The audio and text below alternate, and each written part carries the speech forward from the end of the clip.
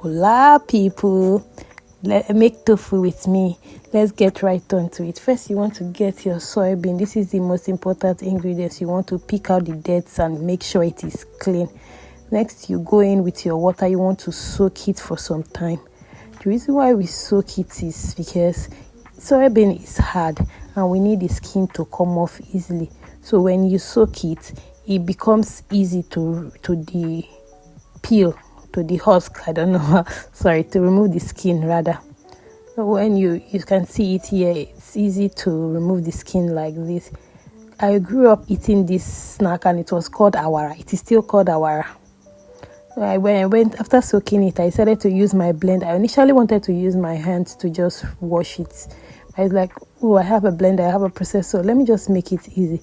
So I went in with my blender, poured it in, and then paused for a few seconds. I noticed my blender did a very good job, so it made it very easy for me to wash. This is it here. I decided to blend it. Now I blended it to a puree, a puree rather. It was so smooth. My blender did an amazing job on it.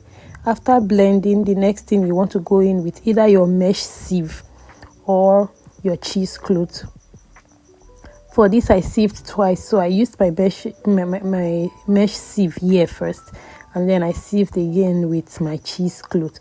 The funny thing is this: when I was making this video, I was the only one doing everything, holding the camera with my hands because I don't have a platform to place my phone on. So manage the video with me. Now back into it.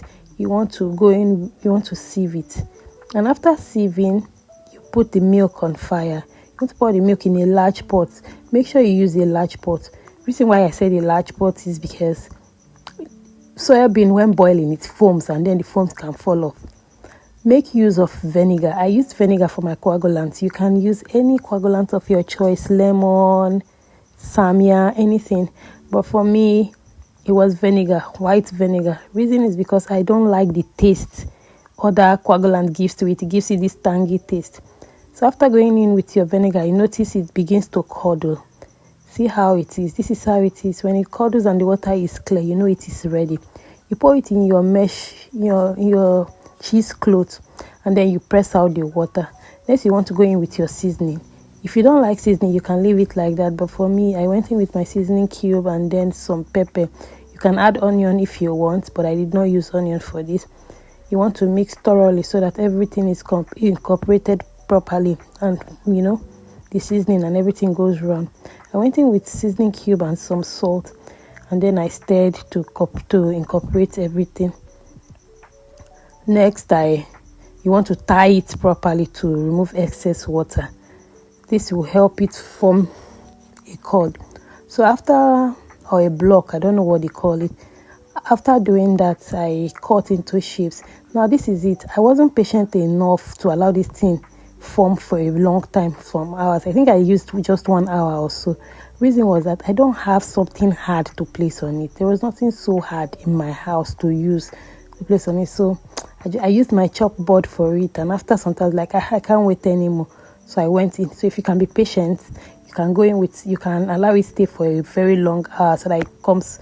So you see how beautiful it looks. Now this is it. I decided I was going to air fry some, and then this is my first time air frying it though. So I was going to air fry some. I wanted to do some comparison. The air fried ones came out tasty too. It was yummy too. And then the fried ones are crunchiest. So I hope you give this a try. Please follow me, subscribe, like, try. Thank you very much for watching. Yeah, you can pair this with any pepper of your choice or stew or sauce. Just try it and give me a feedback. Thank you for watching. Bye.